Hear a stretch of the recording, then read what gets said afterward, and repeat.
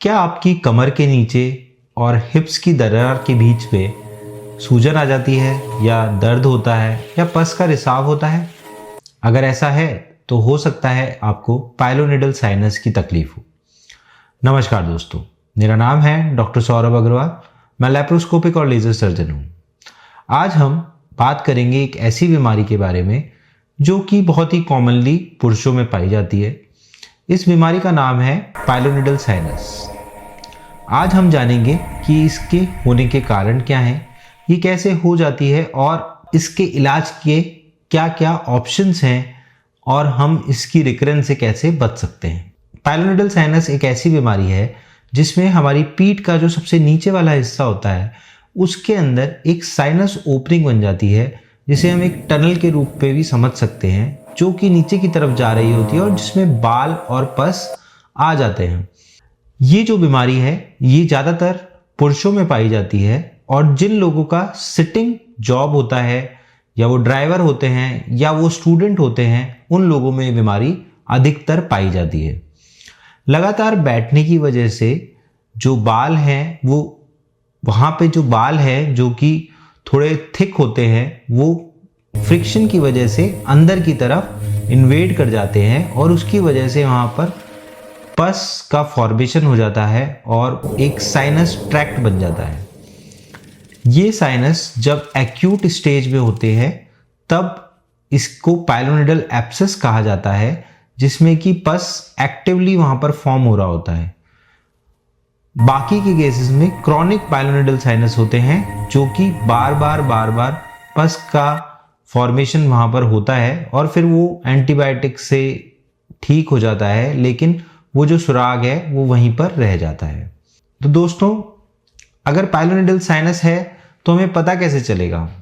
तो उसके लिए अगर हम डॉक्टर के पास जाएंगे तो आपसे हिस्ट्री पूछेगा और उसमें वो ये पूछेगा कि आपको वहाँ पे दर्द होता है, क्या वहाँ से पस का रिसाव होता है, क्या आपको वहाँ पर बदबूदार कोई कलेक्शन आ जाता है, या फिर ऐसा होता है कि कई बार जो हमारे अंडरगारमेंट्स होते हैं वो गीले हो जाते हैं, या फिर कई बार मरीज को बैठने में बहुत तकलीफ होती है। ऐसी कुछ हिस्ट्रीज होती है जो कि पाइलोनिडल साइनस के केस में पॉजिटिव होती है।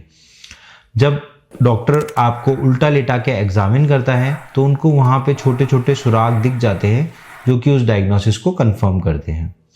कुछ स्पेशल केसेस में डॉक्टर अल्ट्रासाउंड या एमआरआई भी एडवाइस करते हैं, जैसे कि खासकर अगर रिकरेंस हो तो उस केसेस में अल्ट्रासाउंड या एमआरआई एडवाइस किया जाता है। अब पाइलोनिडल साइनस अगर हो गया है तो उसके इलाज के ऑप्शंस क्या हैं उसके बारे में हम बात करते हैं।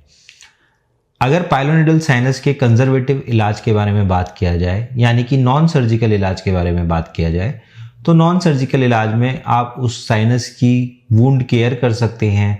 आप कोशिश करें कि वहाँ पर बाल ना हो और उसको जल्दी जल्दी साफ करें। अगर वहाँ पर बाल आ रहे हैं तो लंबे समय तक बैठे ना रहें, और अगर वहाँ पर एब्सेस है तो उसके लिए आपको एंटीबायोटिक का एक कोर्स लेना पड़ता है। लेकिन ये इसका डेफिनेटिव इलाज नहीं है, वो ओपनिंग अभी भी वहीं पर ही है। उसके लिए सिर्फ और सिर्फ सर्जिकल ट्रीटमेंट ही ऑप्शन है। अगर सर्जरी की हम बात करें तो सर्जरी कुछ निम्न तरीकों से की जाती है।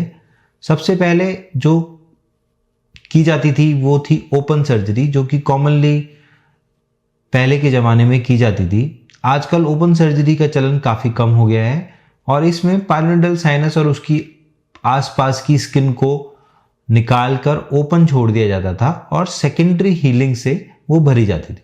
इसके अलावा जो क्लोज वाली टेक्निक्स हैं उसमें ऑफ मिडलाइन क्लोजर है, मतलब जो हमारी रेखा है जो कि ऊपर सर से लेके नीचे तक जा रही है स्पाइन की, उससे थोड़ा सा लेटरली जो स्कार है उसको लाने की कोशिश करते हैं, जिससे कि वो मिड लाइन में ना है और रिकरेंस के चांसेस कम हो जाएं। फिर तीसरा एक फ्लैप प्रोसीजर है जिससे कि हम लिम्बर्ग फ्लैप कहते हैं। उसमें एक दूसरी जगह की फ्लैप को उठा के और वहाँ पे लगा दिया जाता है। ये जो फ्लैप होता है ये कॉमनली हमारे बटक से लिया जाता है।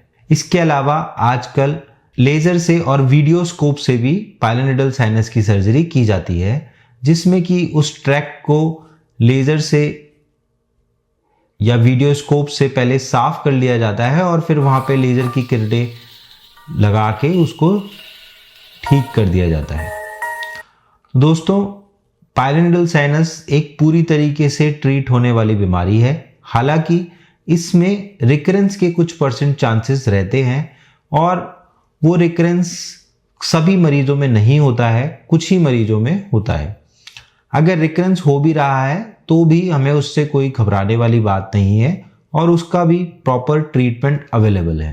अब अगर हम बात करें कि इस रिकरेंस को हम प्रिवेंट कैसे कर सकते हैं, तो उसके लिए हमें वहाँ के बालों को जल्द से जल्द साफ करना होता है और उनको बढ़ने नहीं देना होता है।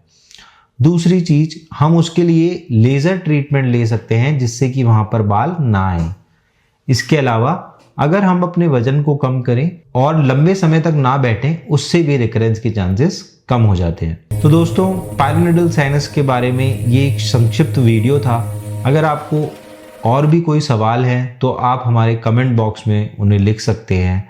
और अगर आपको ये वीडियो पसंद आया है तो इस वीडियो को लाइक कीजिए और हमारे पेज को सब्सक्राइब कीजिए।